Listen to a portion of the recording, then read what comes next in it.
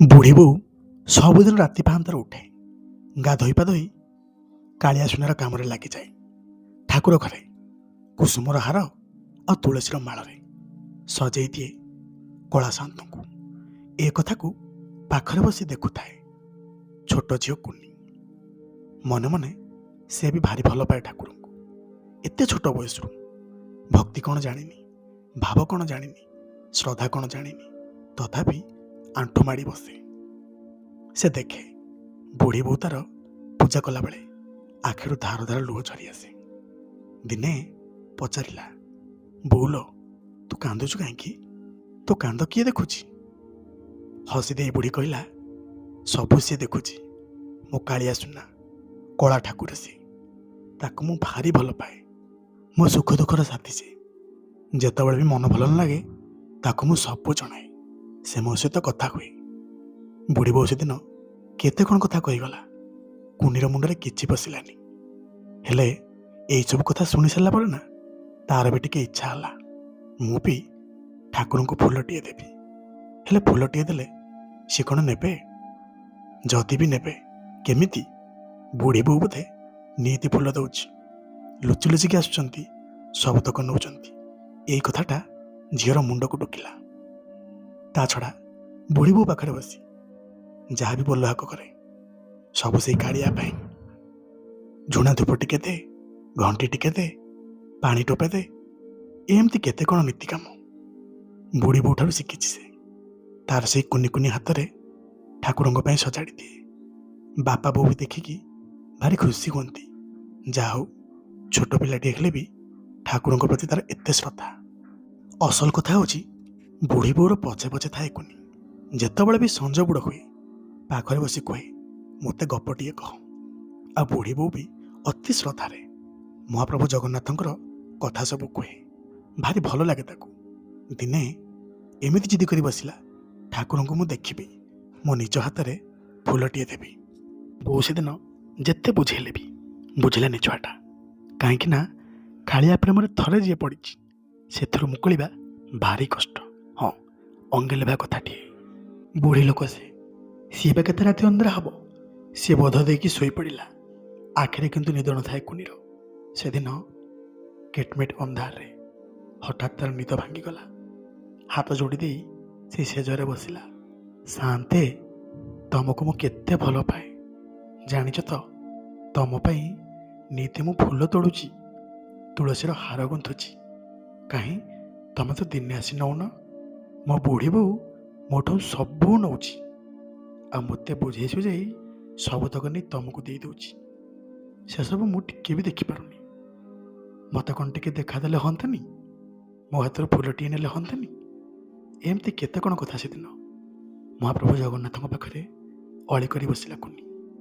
ଛୋଟ ପିଲାଟି ହେଲେ ବି ତା ଭକ୍ତି ଆଗରେ ସବୁକିଛି ହାର ମାନିଗଲା ସେଦିନ। ତାପରେ କୁନି ଶୋଇପଡ଼ିଲା, କିନ୍ତୁ ତା କାନରେ କେହି ଜଣେ ଚୁପ୍ ଚୁପ୍ କହୁଥାଏ, କାଲି ଯେତେବେଳେ ରାତି ପାହାନ୍ତାରେ ଫୁଲ ଆଉ ତୁଳସୀର ମାଳ ସବୁ ଆଣିବୁ, ବାଡ଼ିପଟରେ ମୁଁ ଛିଡ଼ା ହେଉଥିବି, ମୋତେ ସବୁତକ ଦେଇଦେବୁ। ବୁଢ଼ୀ ବୋଉ ସାଙ୍ଗରେ ଦେଖିବୁ ମୋ ପାଖରେ ସବୁ ଥିବ ସେଠି। ଏଥର କୁନିର ମନ ବୁଝିଗଲା। ହଁ, କେହି ତ ଜଣେ କହିଛି ବାଡ଼ିପଟରେ ଦେବା ପାଇଁ। ଦେଖିବା ସକାଳକୁ ସେ ଆସୁଛି କି ନାହିଁ। ବୁଢ଼ୀ ବୋଉ ନ ଜାଣିଲା ପରିକା ସକାଳୁ ସକାଳୁ ଉଠି ଯେମିତି ପ୍ରତିଦିନ ସବୁତକ ଜିନିଷ ସଜାଡ଼ି ଦିଏ। ଆଉ ସେଦିନ ବୁଢ଼ୀ ବୋଉ ପାଖରେ ରହିଲାନି, ଲୁଚି ଛପିକି ଯାଇ ବାଡ଼ିପଟକୁ ପଳେଇଲା। ଆଉ ସତକୁ ସତ କେହି ଜଣେ ଛୋଟ ପିଲାଟିଏ, କଳା ମୁଚୁମୁଚୁ ପିଲା, ହାତରେ ଡାଲାଟିଏ ଧରି ଛିଡ଼ା ହୋଇଛି। ସବୁତକ ଫୁଲ ଫଳ ନେଇ ତାରି ହାତରେ ଅଜାଡ଼ି ଦେଲା। ଆଉ ଗୋଟିଏ ଫୁଲ ତାରି ମଥାରେ ଖୋସିଦେଲା। କାହିଁକି ନା ଛୁଆଟା ସେ ଫୁଲଟା ନାଇଲା ପରେ ଭାରି ଭଲ ଦିଶିଲା। କୁନିକୁ ବି ଭାରି ଖୁସି ଲାଗିଲା। ହଉ, ମୁଁ ଏବେ ଆସୁଛି, ବୁଢ଼ୀ ବୋଉ ମୋର ଖୋଜିବ। ଗଲାବେଳେ ପିଲାଟି ପୁଣି କହିଗଲା, ସଞ୍ଜ ବୁଡ଼େ ଦେଖାହେବ ଗାଁ ମନ୍ଦିରରେ। କଥା ହିଁ ଏତିକି। ବୁଢ଼ୀ ବୋଉ ଦାଣ୍ଡ ବାରି ଚାରିଆଡ଼େ ଖୋଜିଲା। ଆଲୋ, ଅଜୀବୀ ଛୁଆଟା ଗଲା କୁଆଡ଼େ? ରାତି ବି ପାଇନି। ଧାଁ କିନା ଆସି କୁନି କହୁଥାଏ, ମୁଁ ବା ଏଇଠି ଯାଇଥିଲି ଫୁଲ ଦେବା ପାଇଁ। ଆଲୋ, ଫୁଲ ତକ ସବୁ କ'ଣ କଲୁ? କାହାକୁ ଦେଇ ଆସିଲୁ? କାଳିଆକୁ ସେପଟା ଡାଲା ଧରି ଆସିଥିଲା। ଆଲୋ, ଏମିତି ପାଗଳି ପରିକା କ'ଣ କହୁଛୁ? ଫୁଲ ତକ ନେଇ ଆକୁ ତାକୁ ଦେଇ ଆସି ମୋ ପାଖରେ ନିଠେଇ ହେଉଛୁ? ନାଇଁ ଲୋ ବୁଢ଼ୀ ବୋଉ, କାଳିଆକୁ ଦେଇଛି। ସିଏ କହିଛି ସଞ୍ଜ ବୁଡ଼େ ଦେଖାହେବ। କ'ଣ ଏଣୁତେଣୁ ଗପୁଛୁ ମ? ଏତେ ଦିନ ହେଲାଣି କୋଉ କାଳିଆ ଆସି ନଉଥିଲା? ମୁଁ ନିତି ସବୁତକ ସଜାଡ଼ି ମୋ କଳା ଠାକୁରଙ୍କ ପାଇଁ ନିଏ। ଆକୁ ତାକୁ ଫୁଲ ତକ ଦେଇ ମୋ ପାଖରେ ଆସି କଥା କହୁଛୁ? ବୁଢ଼ୀ ବୋଉର ମନକୁ ଯାହା ଆସିଲା ଗାଳି ଦେଲା କୁନିକୁ। କିନ୍ତୁ କୁନି ଉପରେ ଟିକେ ବି ଫରକ ପଡ଼ିଲାନି। କାହିଁକି ନା ଯେତେବେଳଠାରୁ କୁନି ଫୁଲ ଦେଇଛି କାଳିଆକୁ, ସେତେବେଳଠାରୁ ସିଏ ଭାରି ଖୁସି।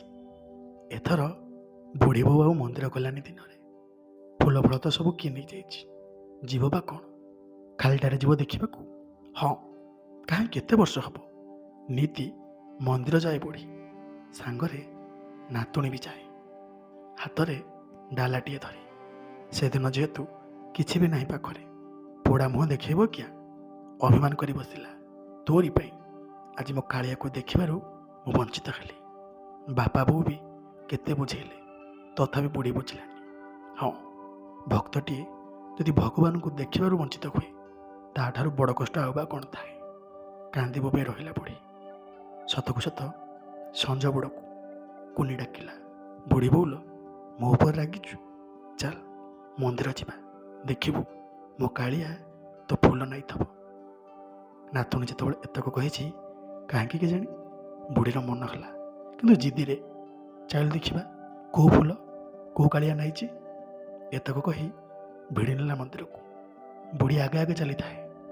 ମନ୍ଦିର ବେଢ଼ାରେ ପହଞ୍ଚୁ ପହଞ୍ଚୁ ନନା ଗୋସେଇ ଆସି କହିଲେ, ବୁଝିଲୁ ମା, ତ ଫୁଲ ତକ କାଳିଆକୁ ଭାରି ମାନୁଛି।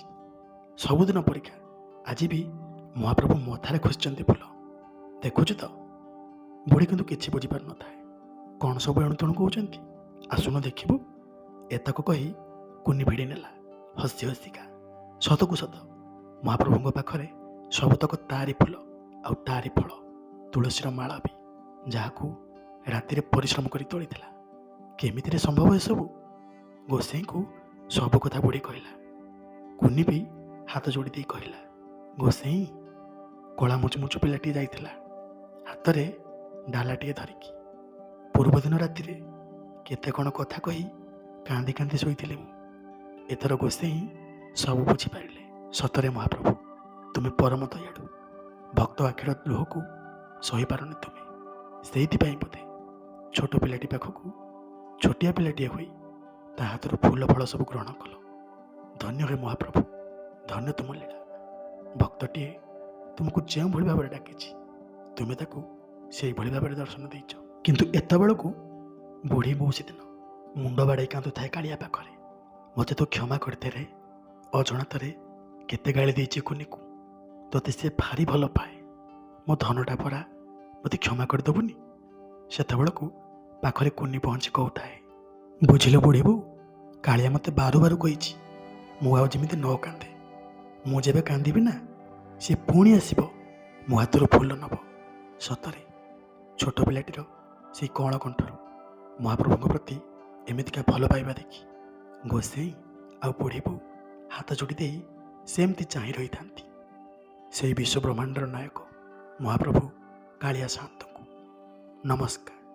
ଛୋଟ ଭିଡ଼ିଓଟି ଯଦି ଆପଣମାନଙ୍କୁ ଭଲ ଲାଗିଥାଏ ଜଣାଇବେ ନିଶ୍ଚୟ। କଥା ଛଳରେ ଯଦି ସାମାନ୍ୟ ବି ତ୍ରୁଟି ଥାଏ କ୍ଷମା କରିବାକୁ ଅନୁରୋଧ। ପ୍ରଭୁଙ୍କ କୃପାରୁ ସମସ୍ତେ ଭଲରେ ଥାନ୍ତୁ, ସମସ୍ତେ ଖୁସିରେ ଥାନ୍ତୁ। ଜୟ ଶ୍ରୀ ଜଗନ୍ନାଥ।